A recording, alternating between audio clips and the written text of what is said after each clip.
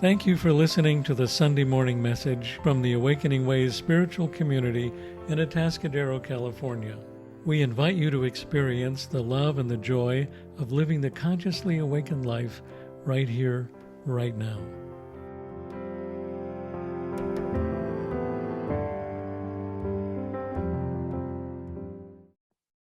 Thank you for being here this morning. It's delightful to be back, and I love this new format where we can actually see one another. It's a different kind of format, but it's still, you can feel the energy. You can just feel our closeness in this way. So this is the first week in a new month, the month of May, and our seed of awakening for this month is creativity. Now, Frank and I,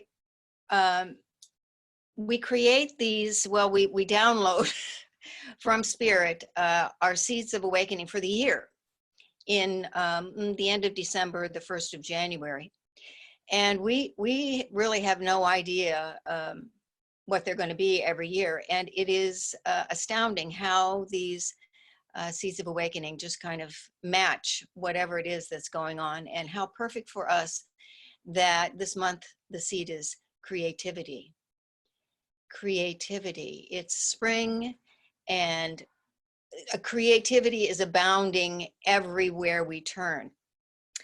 The reality is, though, that for many people, when they hear the word creativity, they think of people in the arts, creativity, like painters and musicians and sculptors and writers and actors and photographers, those kind of people who do those kinds of specialized activities, or people who are they're able to do sewing, or they're able to knit or crochet or do woodworking, those kinds of homegrown activities that express creativity.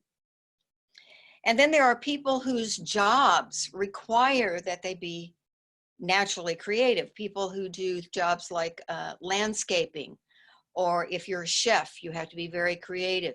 If you're an interior designer, even if you're a computer programmer, those people have to be, as part of their jobs, they are required to be very creative. So what people do is they equate creativity with talent. And then the prevailing belief is, you're either born with talent or you're born without talent. And if you don't have any talent, then the most that you can do is just appreciate everyone else's talent, which is an interesting way to look at life. But listen to what Webster's dictionary says about creativity. This is how Webster defines creativity. Creativity is the ability to create meaningful new forms and interpretations. And another word for creativity is originality. So simply, the ability to create meaningful new forms or interpretations, and another word is originality. And then listen to what Ernest Holmes says about creativity. Every time we think, something new is being done. God is not a static God, and there is no time when creation begins. In the eternal now, Spirit is always moving upon the face of the waters. Every time one conceives of an idea, that is God expressing itself. There is an emotional craving or desire for expression inherent in the universe. We cannot stand still. We have to continue to express the action of life within us, because creativity is our divine essence. I'm going to read that again. We have to continue to express the action of life within us, because creativity is our divine essence. So what this is really saying is, it's actually impossible not to be creative. In other words, we're always being creative all of the time. if we're thinking, and I really hope that we're all thinking, I really hope that's happening. If we're thinking, then we're being creative. We are all original. There is no one else like us. Okay, the way we dress, the way we speak, the car we drive, the way we decorate our homes, the way we landscape our yards, the car we drive, the music we enjoy. All of these things are each individual expressing their own creative self all of the time. And the other piece is, it talked about being meaningful new interpretations. Well, here's the thing about that. Do you know anyone who interprets anything like anybody else? If we were able to interpret things in a more similar way, we might have less dissension, right? But the reality is, it's all about creativity. Everyone interprets life and experiences as they will, as an individual, a creative individual. So this creativity that we are expressing is actually just the divine flowing through us as creative action. The divine flowing through us as creative action. And the thing is, we really don't even have a choice about being creative. It's not a choice. It's just what we must do because it is in our divine nature to do so. It is how we are made. Remember the statement that creativity is our divine essence. It's who and what we are. We must express creatively. So if you feel like you're not a creative person, think again. Think again, because we all are. Of course you are. And the thing about what we're going through right now with this new way of being, this new way of living, this new way of being is opening up all of us to experience creativity in new and amazing ways. As I was working on this message this week, I started exploring creativity out in the world, and what I came across was that there are basically two schools of thought around why creativity is on the rise during this period of time. And there are two different ways of looking at it. The first way of looking at it is this: creativity thrives when control and routine go out the window. Creativity thrives when control and routine go out the window. So when those things are taken away from us and we are free to come and go in a limited way, but we're free to do things in a different way, that our routine is no longer the same. For some people, this is like a gift from heaven. It's like, yes, I'm broken free and I can do things my way. That control and constriction and restriction is kind of lessening, and they feel like they can express more freely. That's very comfortable. For some people, it is very uncomfortable because the structure of life, the routine of life, that control of life gave people a sense of stability. And honestly, there are a lot of us in this community who are either retired or working part-time, and many of us have children who have been out of the home for many years.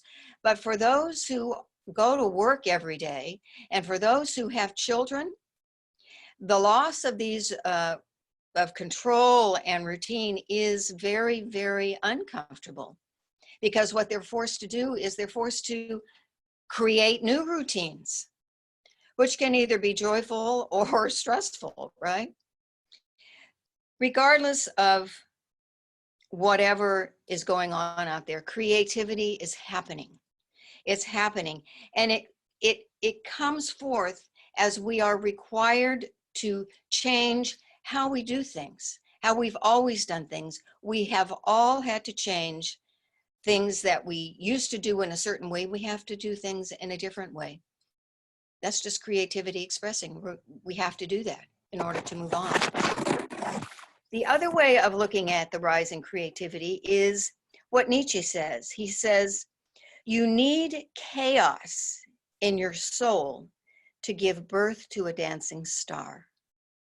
You need chaos in your soul to give birth to a dancing star. So what he's saying is that it is the chaos itself that's stimulating creativity in people.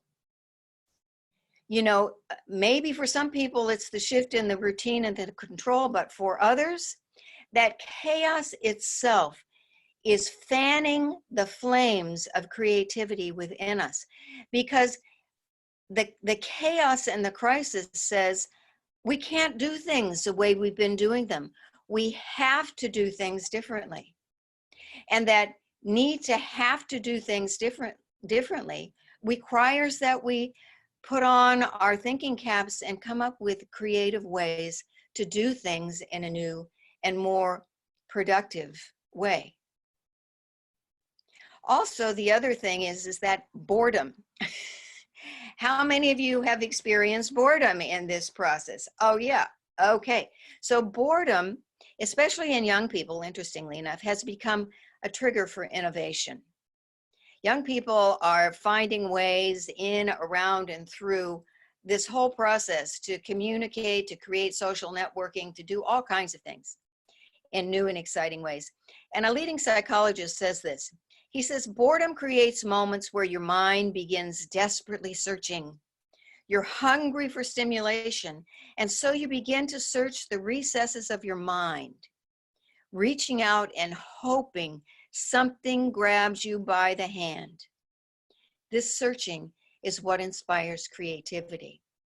We have all been there. You know, I'm bored out of my mind if I have to stay in this house one more minute, or if I have to read one more book, or if I have to watch one more program. If I don't think of something different to do, I'm just going to go nuts. And so we're bored. You know, for me, when I get bored, my knees start shaking, you know, the leg starts going up and down, getting anxious, getting restless, all of those behaviors. And so just what this statement said is, we begin going within our minds, searching within the inner recesses of our mind where the divine lies, and trying to connect with some new idea, some kind of stimulation. And when we connect with that, something new is born, something creative happens. So it doesn't really matter whether it's the loss of routine and control, or whether it's boredom, or whether it's the chaos. It doesn't matter what it is that is stirring up this creativity. What matters is that it is being stirred, and we want to cultivate that.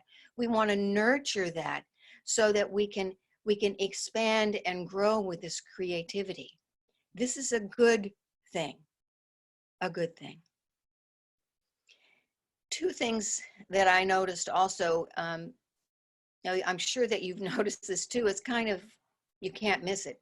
When you go online and you start looking for like what's happening in the world as a result, what creative things are happening in the world as a result of this experience we're having, two energies kind of tend to show up.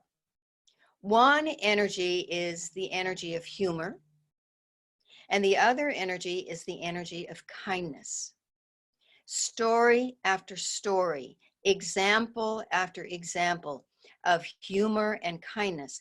The humor makes so much sense on so many levels. You know, when we start laughing, it moves us out of our fear, it moves us out of our frustration and our anger.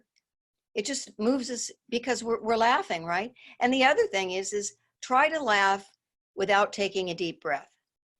Okay, can't happen. So laughing allows us to breathe, to shake ourselves loose and take a deep breath in joy. Laughter is good and very good. The other energy, the one of kindness, when we are kind, when we begin to do kind things or think about doing kind things for people, it moves us deeper into our own humanity. It allows us to connect with other humans, with other people, even if only in our own minds or in our own prayers. And it moves us away from our own self-absorption for a while.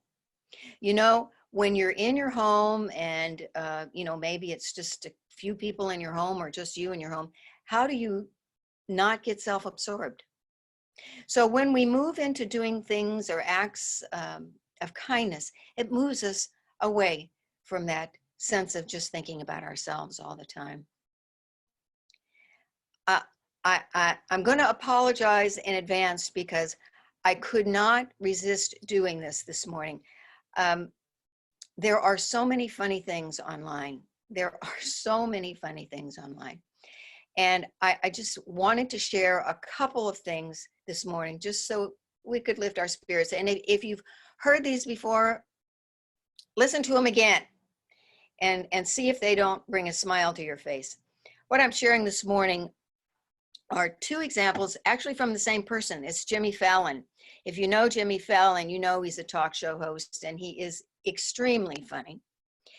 And several weeks ago, Jimmy Fallon challenged his viewers on Twitter to describe your quarantine experience in 6 words.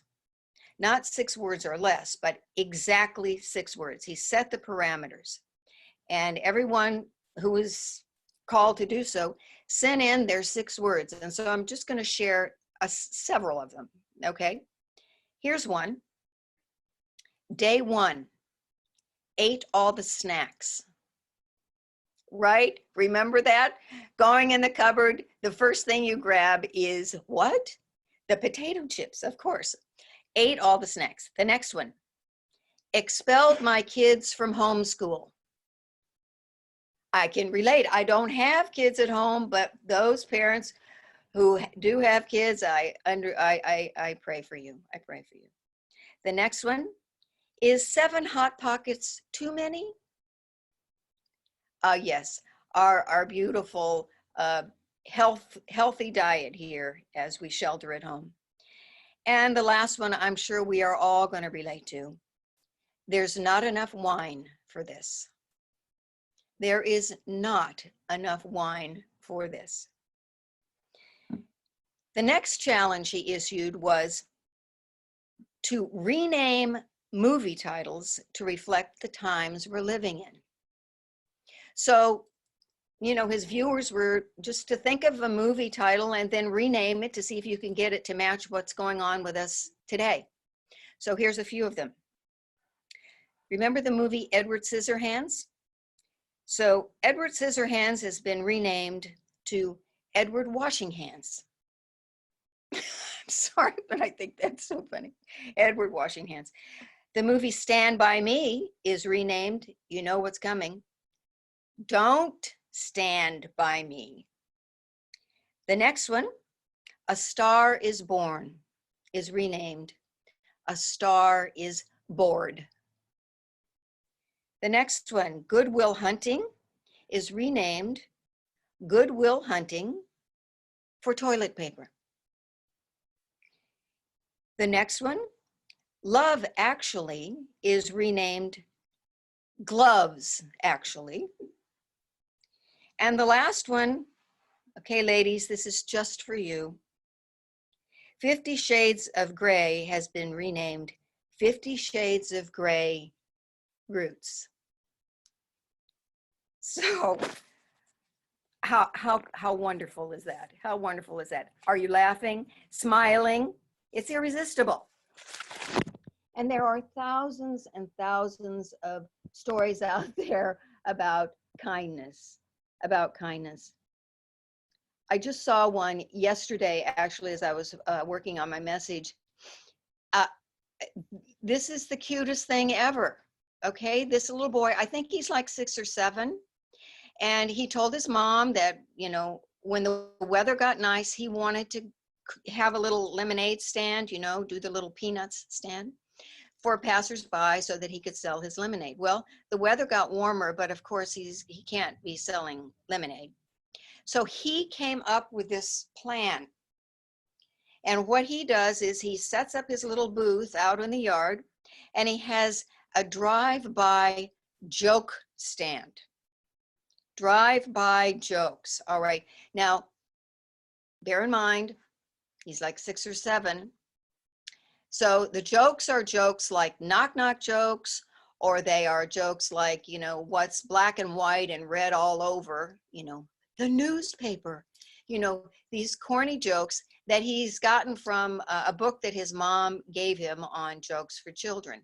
So he sets out his little stand, and people drive by and they say, hey, tell me a joke. And he tells them a joke, and they say, hey, thanks. And I don't know, maybe they're giving him money too, but he just wants to make people happy.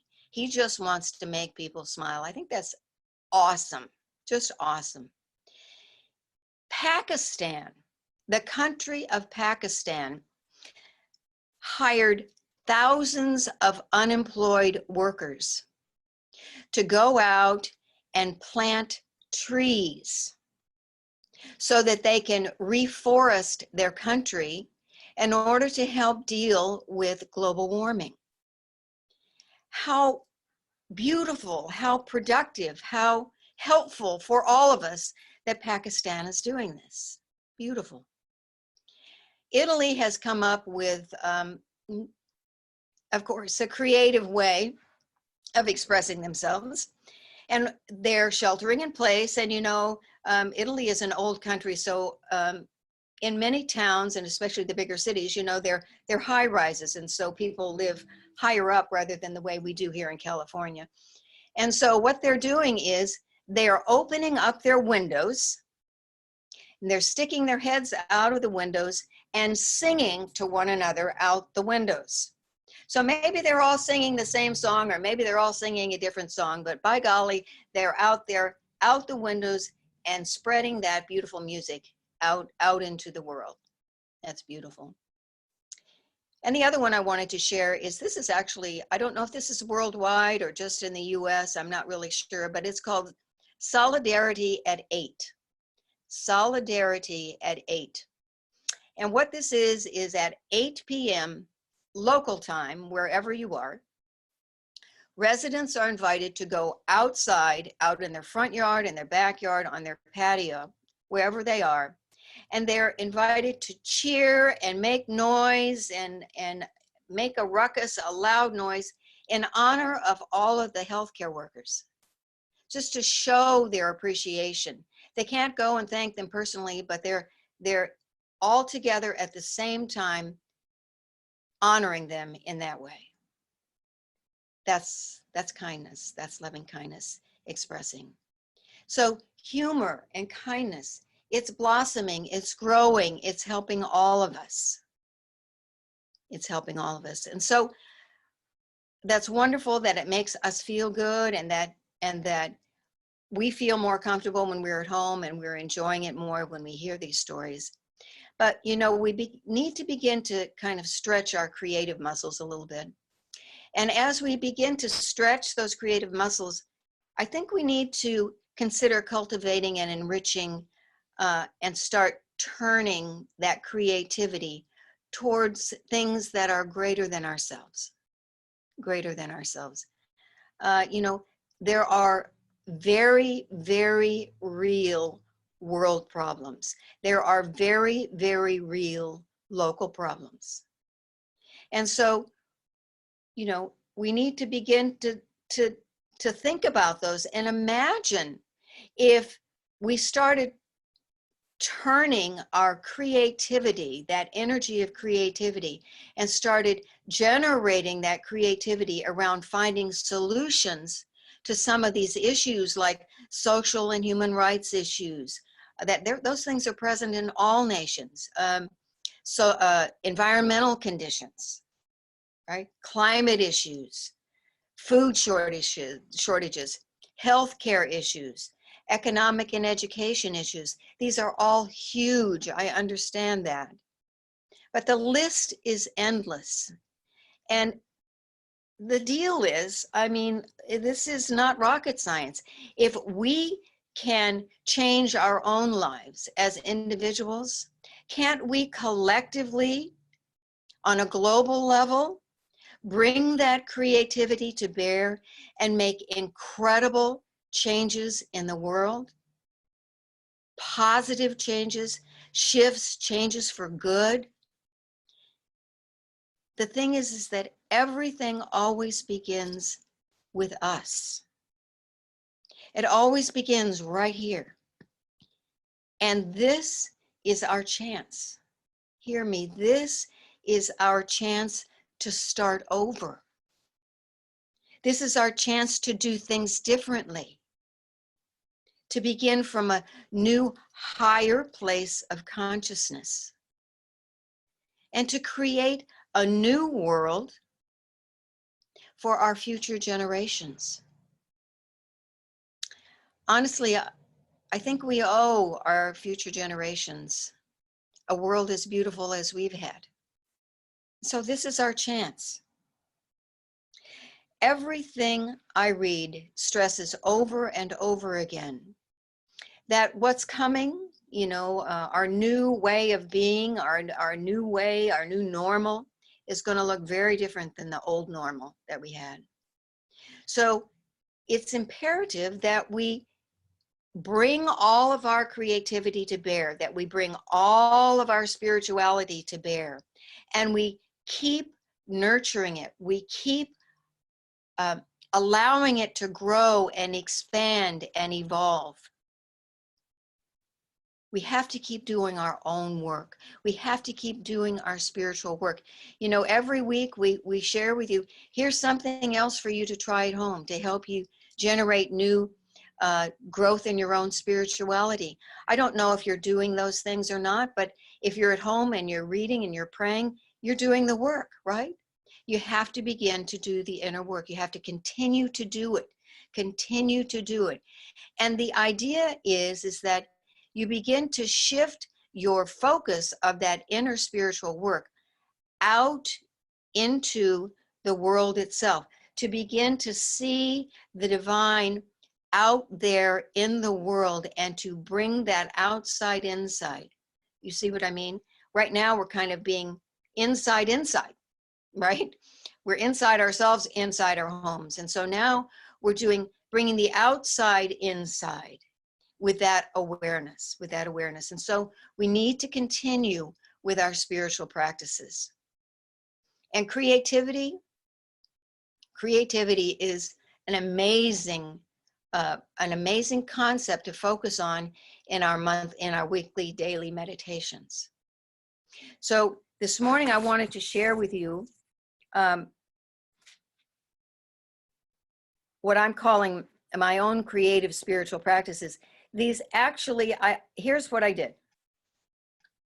Before one of my walks, I set an intention. And I said, okay, Spirit, I want to come up with some new ways, new spiritual practices that I haven't done before. So bring it, right? Come on, Spirit. So I went for my walk, and as I'm walking, these 3 spiritual practices just flooded my mind. They're very simple, but they're not practices that I've done in the past. So I'm going to share them with you. If you want to do them, fine. If not, then just listen and maybe something will stir your creative imagination. So the first one is kind of different. I call it my shoe appreciation practice. Shoe appreciation practice. It's not what you might think, because I have lots of shoes and I appreciate my shoes, but that's not what this is. That's not what this is. This is something different. Here's the practice.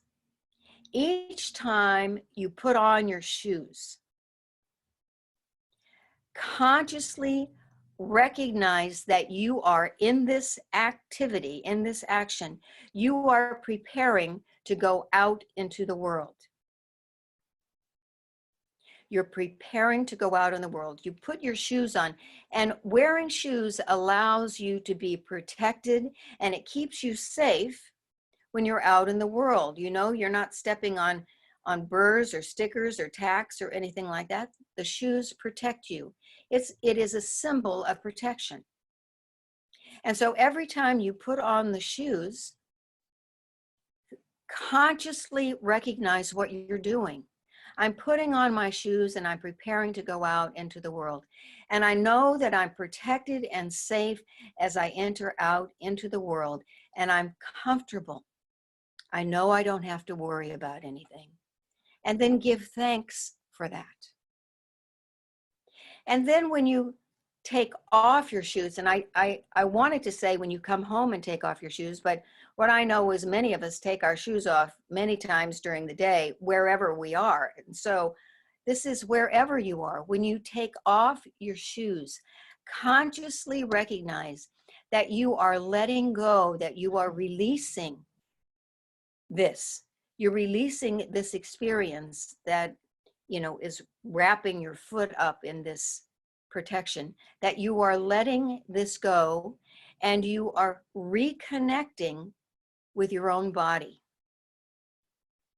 Okay, when you take your shoes off, what's the first thing you notice? The feel of the floor or the ground under your feet. That connection that you make with yourself and the ground you stand on, wherever you are. Even if you're sitting, your feet are touching the floor. And so consciously recognize that your body is connecting with the earth itself, and give thanks for that. The next practice I call daily sky appreciation practice. Well, guess what this is? Once a day, consciously look up and scan the sky. What do you see? What do you notice? What's the color of the sky? What's happening with the clouds? Are there birds up there? Is there smoke in the air? What is it that you recognize that's up in the sky? Consciously recognize that and give thanks for the sky that is above you. So beautiful. Not surprisingly, the next practice is daily earth appreciation practice. Same thing. Once a day, consciously look down. And what's different this time is, rather than just looking down, bend down and pick up something. Something, whether it is a leaf, a twig, a blade of grass, a pebble. Maybe it's just the soil itself. Pick it up and hold it in your hand. And give thanks for the earth that gave birth to this thing in your hand. Beautiful spiritual practices. I hope you might try one. The other one I wanted to share, this is one that I've done for many years. This was not a new one, but it's an opportunity here at the beginning of the month for you to practice this. It's called the Gifts of a Rose.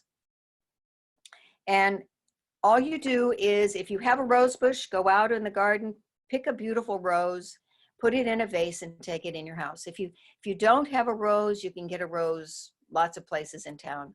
Buy a single rose, take it home and put it in a vase. And then put the vase someplace where you can see it, where you can smell it, where you can appreciate it. And then periodically walk by and just show your appreciation, speak your appreciation, say a prayer of gratitude to this beautiful rose. And then allow it to do what flowers do, which is eventually the bloom will begin to wilt.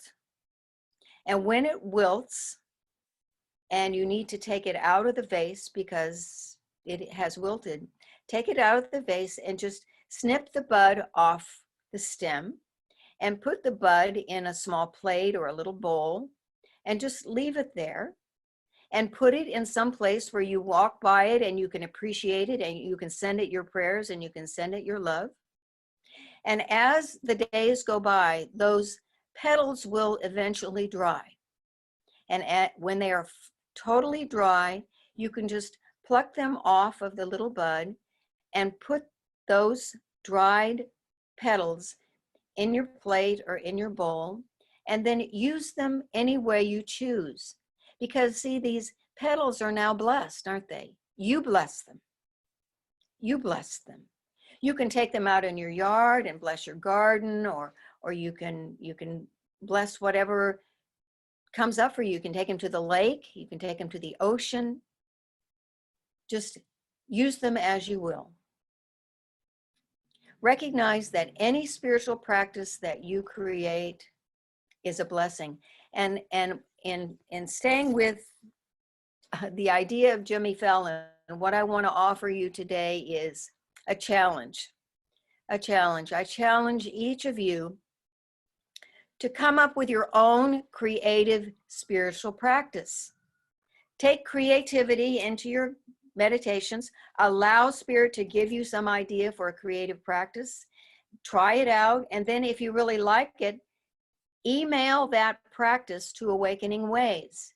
And each week, I will take some time and I'll share any spiritual practice that people have come up with that's new and different. If you don't want your name mentioned, I won't mention your name, but isn't this great? We can do a Jimmy Fallon and we can all share our creative practices with one another. That's what this teaching is all about, is allowing us to grow and expand and share with one another. What is so important right now is no matter what's happening, I just want to remind you, please don't move into that sense of separation from the divine. That is the one thing that will change everything, that will move us out of that beautiful, sweet consciousness. And so whatever it takes for you to stay in the big R reality, that Spirit, God, the divine, love, whatever you want to call it, is in all of these things that are going on in the world today. If you can realize that and remember that even though we don't understand it, it doesn't matter. There is a greater plan, and we can see beautiful things happening and unfolding each and every day, not only in ourselves, but in the world in general. So let's begin to increase our creative skills so that we can make our own lives better, and we can also influence the changes in the world for better. Let's do that. And so if you will, just close your eyes for a moment. And I just want to say a short prayer of gratitude in this moment, a prayer of thanksgiving for all that this seeming chaos and crisis has brought us, for there are many gifts in this experience. And I give thanks for the presence of God, the presence of the divine that is moving in, around, and through all of this experience in the entire world, everywhere. We are all moving in the energy of the divine, and that divine expresses its creativity in and as us personally, and in and as great solutions for our planet as a whole. And so I know as we move through this week, as we go through these days, that we continue to experience new, exciting, joyful, creative ways of living and expressing ourselves, and that we find new ways of sharing these creative ideas, that we literally become a global community in new and amazing and wonderful ways. And knowing that Spirit, God, the divine, and love is in all of this, unfolding magnificently, I give my thanks. I know it is all divinely guided, and it is all unfolding as it will. God is present, and life is good. And so it is. Amen.